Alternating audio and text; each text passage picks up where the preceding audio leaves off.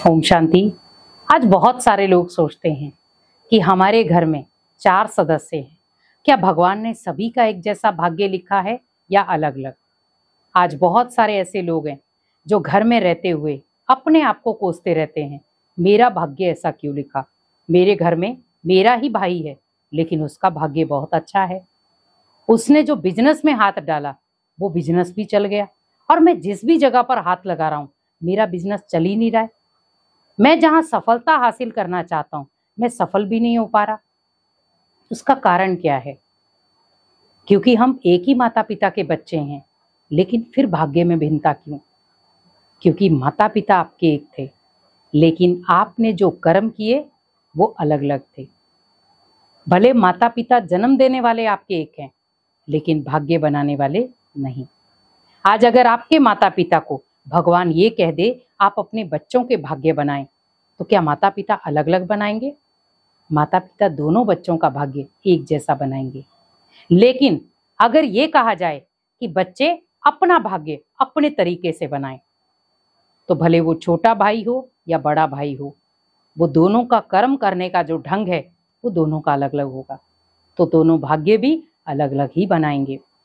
तो हम जैसे जैसे कर्म करते जाते वैसे वैसे भाग्य बनता जाता, और भाग्य सबका सेम नहीं होता, हर एक का भाग्य अलग अलग है। कोई बहुत अच्छा भाग्य बना कर आया है और कोई बिल्कुल डल।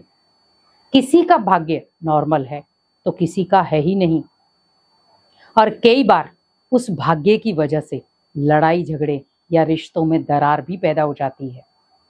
मान लो सपोज कई व्यक्ति सोचते हैं कि ये बहुत अमीर बन गया और मैं गरीब का गरीब रह गया, ये बिल्कुल ही कम पढ़ा हुआ था और आज ये कहाँ पहुंच गया, और मैंने इतनी पढ़ाई की है मैं बिल्कुल ही डाउन हूं।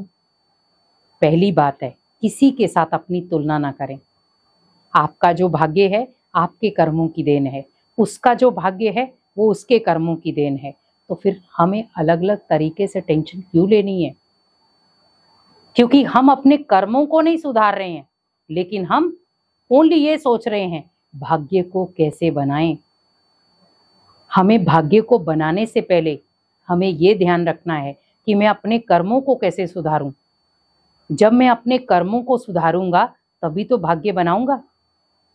तो भाग्य बनाने वाला है भाग्य विधाता। तो सबसे पहला संकल्प ले, स्वयं भाग्य विधाता का हाथ मेरे सिर पर है।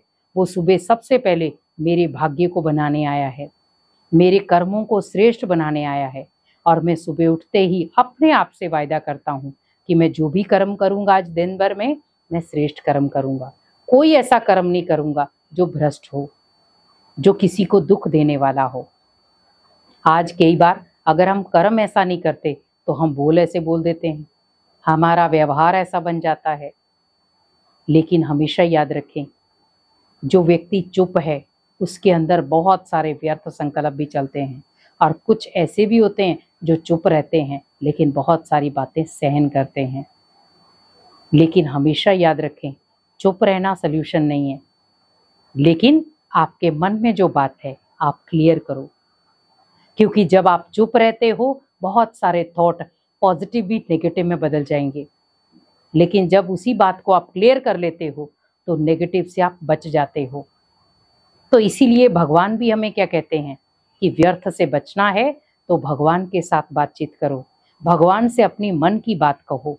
भगवान हमेशा आपके लिए अवेलेबल है।